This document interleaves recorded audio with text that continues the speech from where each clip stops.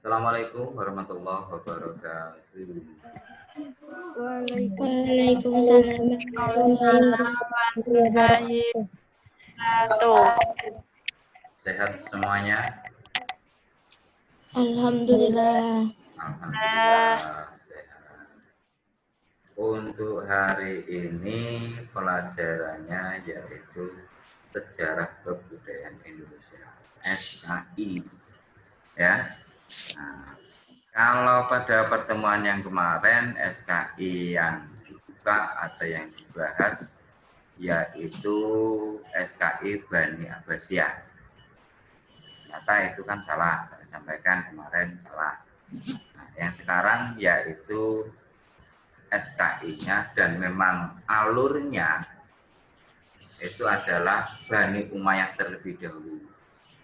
Ya, Bani Umayyah baru nanti semester 2 Bani Abbasiyah. Bani Umayyah. Nah, adapun dalam pembelajaran Bani Umayyah ini bermacam-macam. Yang pertama latar belakang lahirnya Bani Umayyah. Jadi pertama latar belakang. Pasti segala sesuatu itu ada latar belakang. Ada yang latar belakangnya apa sih yang timbul? Yang menyebabkan timbul apa? Nah itu pasti. Terus setelah latar belakang proses. Semua itu adalah proses. Ada prosesnya. Jadi nggak langsung aku duduk ada itu tidak. Pasti ada prosesnya. Setelah proses beberapa khalifah, ada khalifah-khalifah. Terus kebijakan daripada khalifah. Kebijakan dari khalifah. Kebijakan itu ya keputusan. Keputusan yang dibuat oleh para khalifah-khalifah tersebut. Khalifah yang memerintah. Khalifah yang memerintah juga ada khalifah yang paling terkenal. Siapa? Ketika masa Bani Umayyah yang terkenal itu nanti juga ada. Setelah itu perkembangan peradaban ilmu pengetahuan, tokoh-tokoh ilmu pengetahuan, pusat-pusat peradaban, faktor penyebab runtuh dan proses runtuh. Nah, itu alur daripada ataupun peta konsep daripada materi Bani Umayyah. Yang pertama yaitu proses lahir dan fase ataupun tahapan pemerintahan Bani Umayyah satu. Yang pertama, lahirnya Bani Umayyah itu pada tahun 40 Hijriah.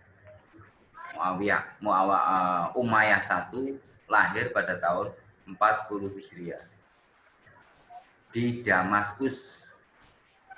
Yang mendirikan yaitu Muawiyah bin Abi Sufyan.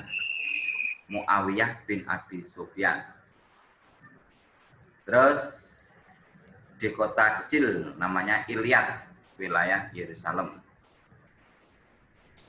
Itu. Terjadinya pemerintahan Bani Umayyah ini yaitu menurut para sejarawan, ahli sejarah, itu karena sabotase terhadap pemerintahan Sayyidina Ali atau Khulafaur Rasyidin yang terakhir. Sabotase itu ya perebutan kekuasaan. Jadi saat itu masih dalam sah kepemimpinan Khalifah Sayyidina Ali, timbullah khalifah yang lain.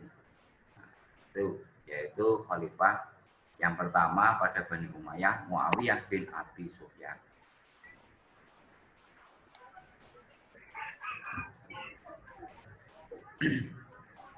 Kenapa Muawiyah bin Abi Sufyan ini ataupun Bani Umayyah ini tidak menyetujui dari pemerintahan atau khalifah Sayyidina Ali? Itu ya karena Muawiyah itu sangat tidak setuju karena apa ya? Ketika Utsman bin Affan terbunuh, Sayyidina Ali itu tidak bisa menuntaskan ataupun mengusut siapa sih pembunuhnya. Siapa pembunuh Sayyidina Ali tersebut?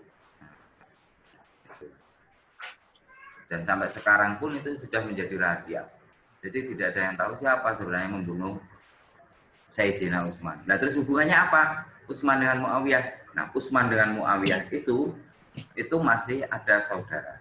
Sayyidina Utsman dengan Muawiyah itu masih ada hubungan saudara. Makanya ketika pemerintahan Utsman bin Affan, nah ini dari Muawiyah ini banyak yang menjadi pejabat. Terus awalnya yaitu Sayyidina Ali, Muawiyah bin Abi Sufyan tersebut karena tidak setuju dengan pemerintahan Sayyidina Ali, dia membuat propaganda untuk menghancurkan pemerintahan Sayyidina Ali. Maksudnya membuat propaganda, yaitu ya apa ya? Propaganda itu apa ya? Itu memecah belah, mencari dukungan supaya bisa menentang Ali, bisa melawan kekuatan daripada Ali untuk menghancurkan pemerintahan Ali itu tadi. Dan akhirnya perang pun berkecamuk dan menelan banyak korban di antara kedua belah pihak, padahal ya sama-sama Islam. Jadi sebagai perhatian kita, walaupun sama-sama Islam, ini hati-hati. Sekarang banyak sekali toh sama Islamnya gegeran, perang, tawuran, foto-foto Islamnya. Alasannya tidak jelas. Malah ada sekarang sama Islamnya mengkafirkan Islam yang lain. Itu tidak boleh. Itu jangan sampai terjadi. Sejarah-sejarah yang kelam pada zaman dahulu itu tidak perlu kita ulang lagi. Sejarah-sejarah yang bagus, nah itu boleh. Loh, kenapa Pak? Kok Islam dulu kelam-kelam seperti itu? Tidak dipelajari. Supaya generasi penerus kita, generasi Islam kita, itu tidak mengikuti jalur yang tidak pas tersebut. Tidak salah.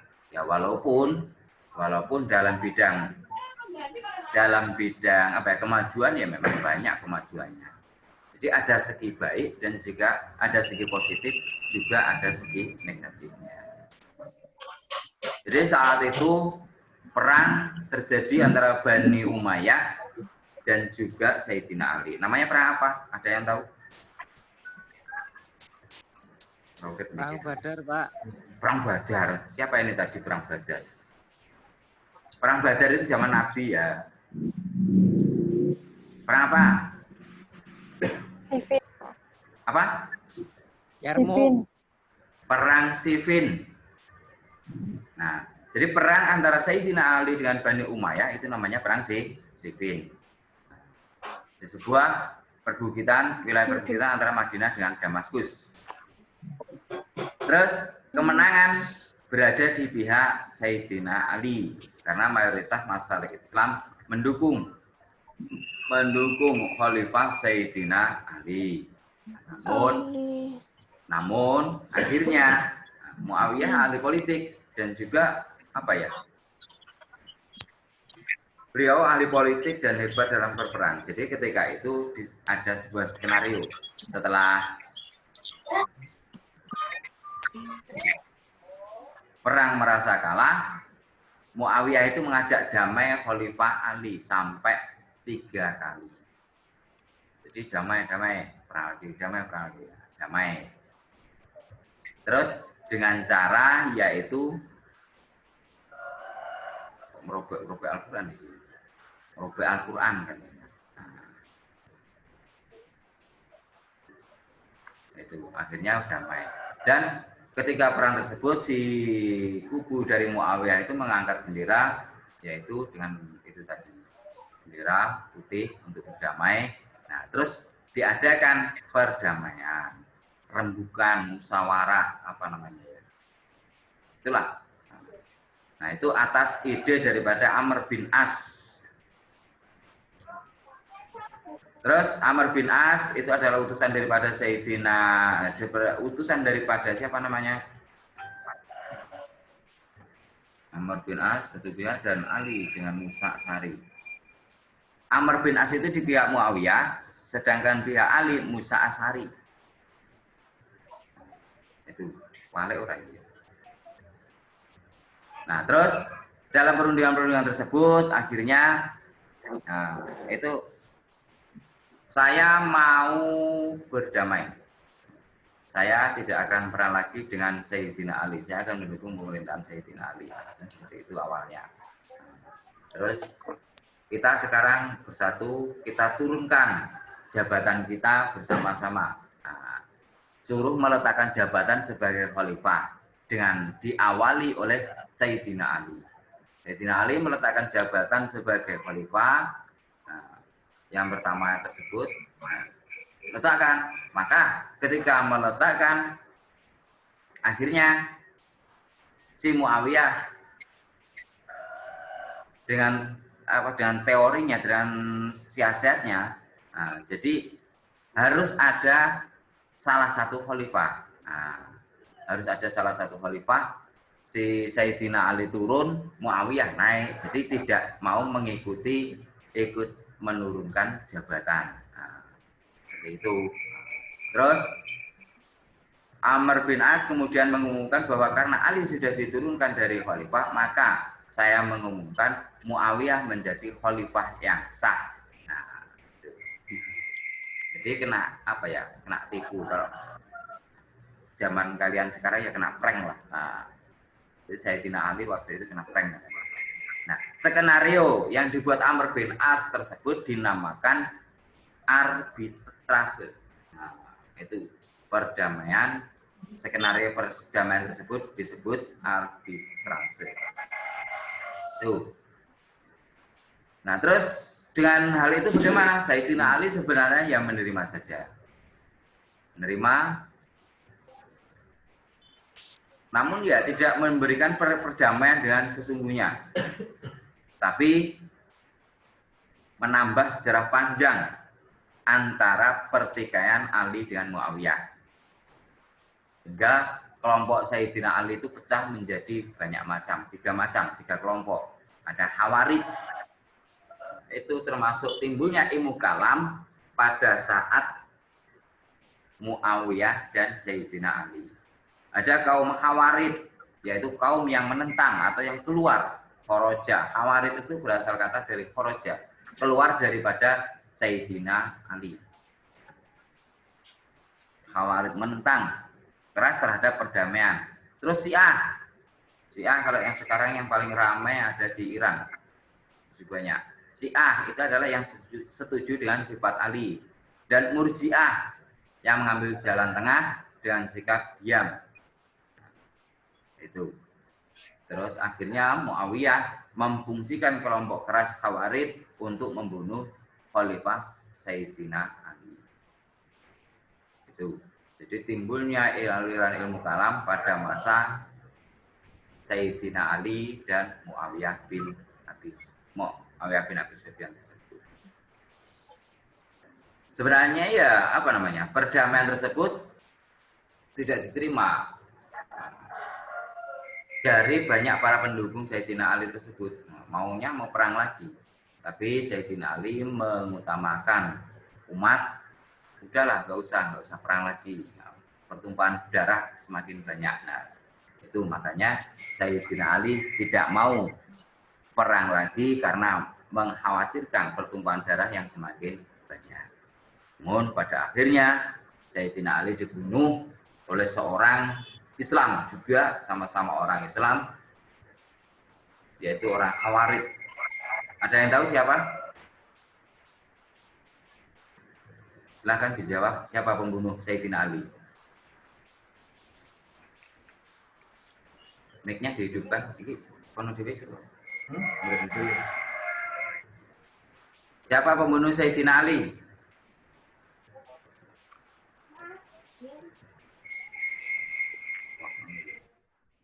Nganu, Pak.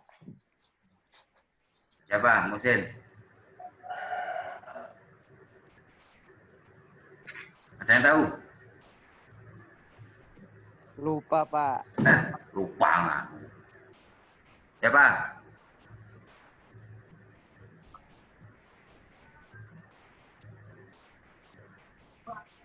Orangnya aslinya ahli ibadah, hafal Al-Quran, hafid Al-Quran. Ada yang tahu nggak siapa?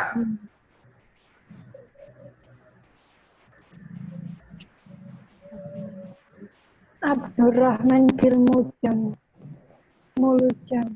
Muljam, Ibnu Muljam, Abdurrahman bin Muljam. Pada suatu sholat subuh, nah Sayyidina Ali itu ditusuk di belakang. Abdurrahman bin Muljam, ataupun kalau sekarang terkenalnya Ibnu Muljam. Jadi orang hafid Quran itu sebenarnya ya apa ya, orang pandai, pinter, bahkan pernah diutus pada zaman Khalifah siapa itu untuk mengajarkan Al-Quran.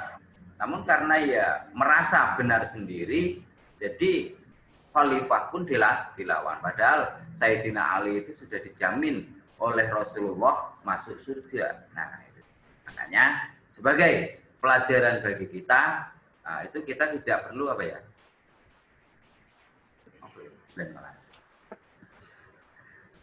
Kita jangan menghakimi orang lain, ya.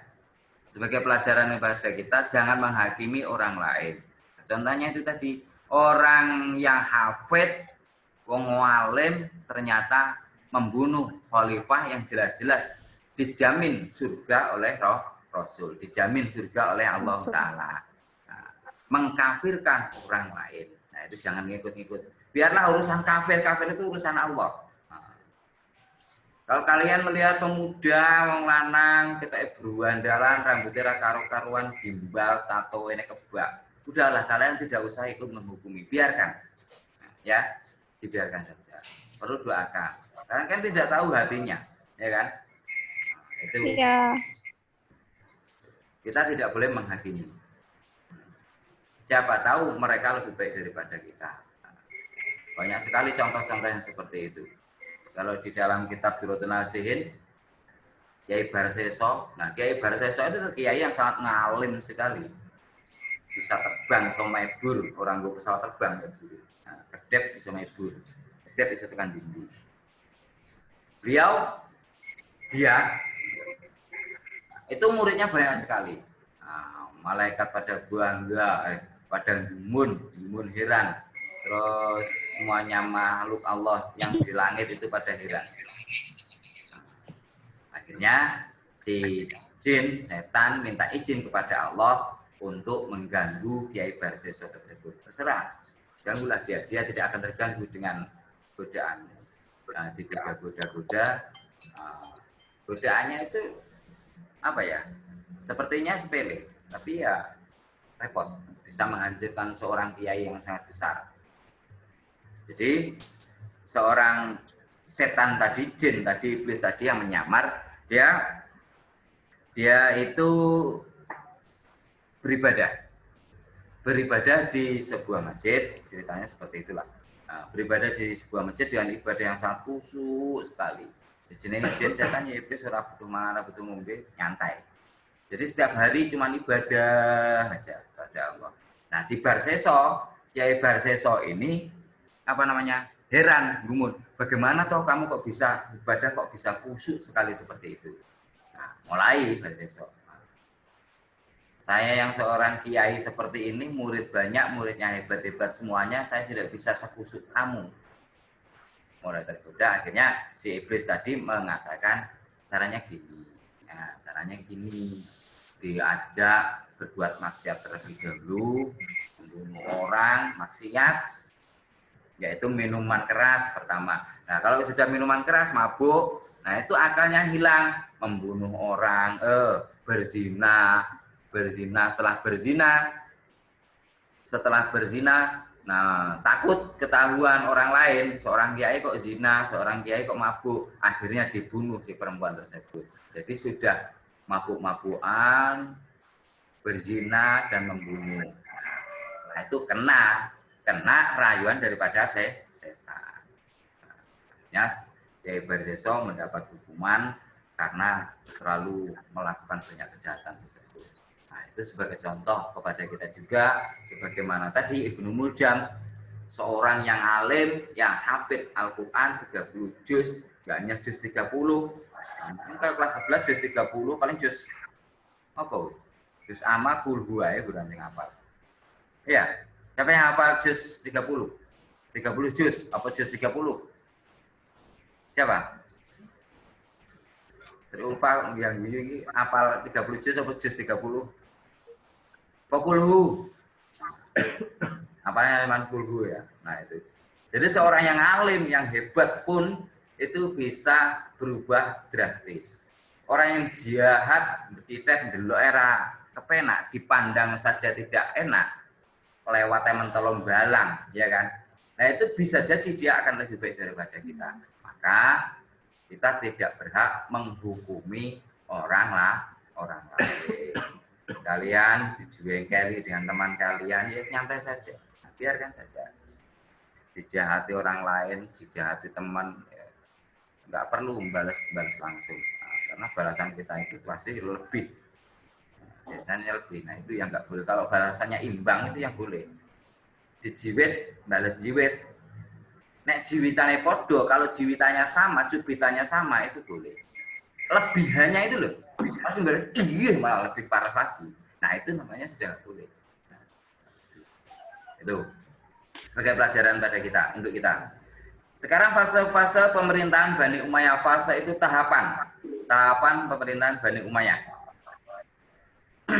Yaitu selama 92 tahun Bani Umayyah ini berdiri. Yaitu dapat dibagi menjadi beberapa bagian ataupun fase. Jadi kalau zaman Khalifah Khulafaur Rasyidin ini asasnya bermusyawarah. Milih itu musyawarah, milih kelanjutan musyawarah, memutuskan apa-apa musyawarah. Itu pada masa Khulafaur Rasyidin. Nah, berbeda dengan Bani Umayyah ini, nah ini apa namanya? Dia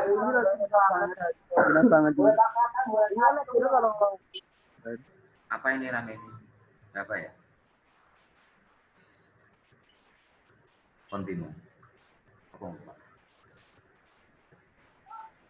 Pemilihannya secara turun-temurun. Jadi saya umpamanya, saya sebagai seorang raja di situ, khalifah di situ. Nah, ketika nanti sudah tua, anak saya yang menjadi pemimpin.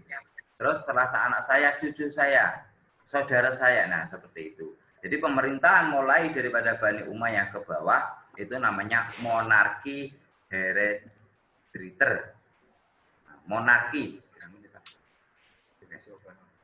Namanya pemerintahan monarki. Fase berdiri atau fase pembentukan dan pembinaan dimulai yaitu berdirinya Bani Umayyah pada tahun 40 Hijriah atau 662 Masehi sampai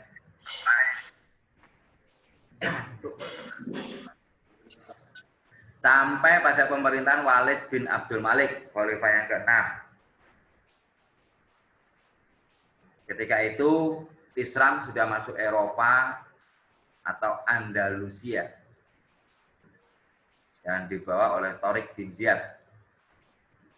Itu. Jadi Islam pada fase pertama itu masih dalam fase pembentukan. Walaupun dalam fase pembentukan tersebut ini Islam sudah merambah ke Eropa, Andalusia dan sebagainya.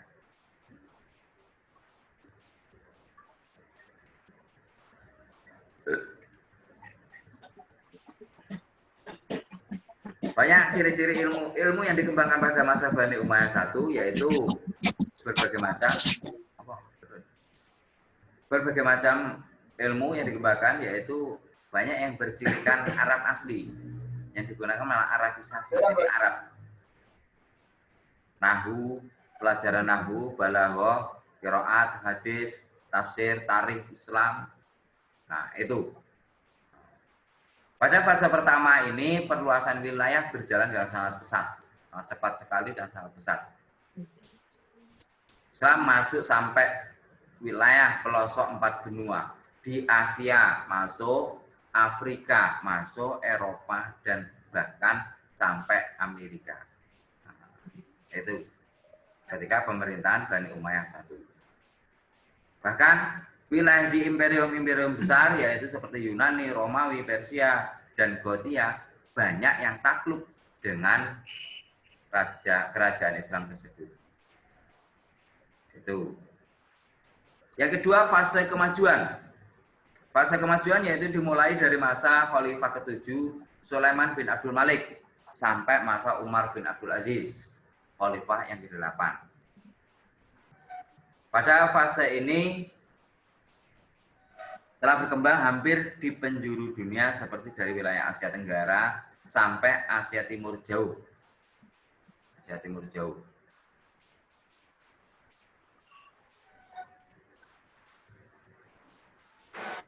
Islam dibawa oleh para sahabat Nabi yaitu Uqbah bin Nafi dan Musa bin Nusair di Afrika Utara, Sa'ad bin Abi Waqqas di wilayah Cina dan Indonesia, Abdullah bin Abi hampir habis waktunya, 10 menit lagi. Abdullah bin Abi Saroh di India dan Tariq bin Ziyad di Eropa dan Andalusia. Jadi pada masa kedua ini sangat pesat sekali merambah ke Asia dan semuanya, hampir belahan dunia. Itulah hebatnya Islam pada zaman dulu. Enggak seperti sekarang. Sekarang Islam ya itu tadi. Buahnya Islam tapi tidak bisa bersatu. Geger diri, boleh menangis diri. Apabila kalau dicampuri dengan kepentingan pribadi, rusak, bubar. Ya. Segala sesuatu, organisasi ataupun yang lain sebagainya, itu kalau dicampuri dengan urusan pribadi, rusak. Itu.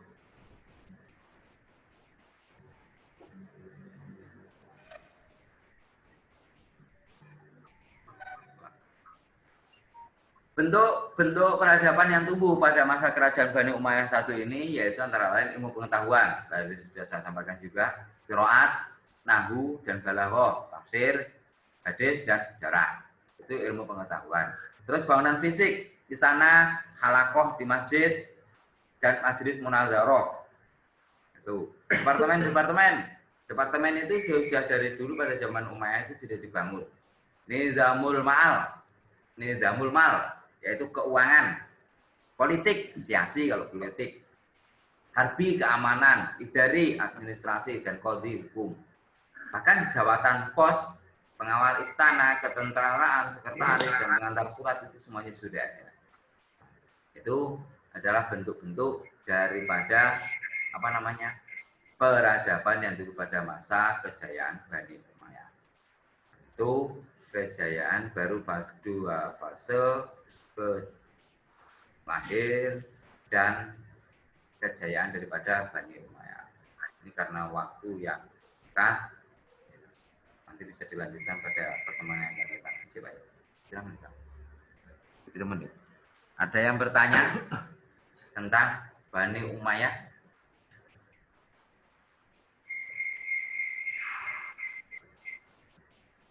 Ada tidak? Ya.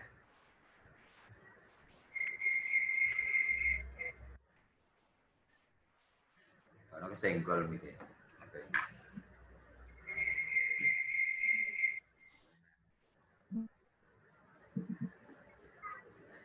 Kalau tidak ada yang bertanya, dilanjutkan pada pertemuan yang akan datang, yaitu pada fase lemah sampai runtuhnya Bani Umayyah. Itu semoga bermanfaat yang saya sampaikan pada pagi hari ini, dilanjutkan pada pertemuan yang akan datang. Tetap jaga kesehatan dan semoga kita segera bisa masuk kelas, bertatap muka, bercandaria dengan teman, ya. Tidak hanya bercandaria bulan-bulan, tapi bercandaria sebagaimana biasa. Itu saja. Akhir kalam, billahi taufiq wal hidayah. Wassalamualaikum warahmatullahi wabarakatuh. Waalaikumsalam warahmatullahi wabarakatuh.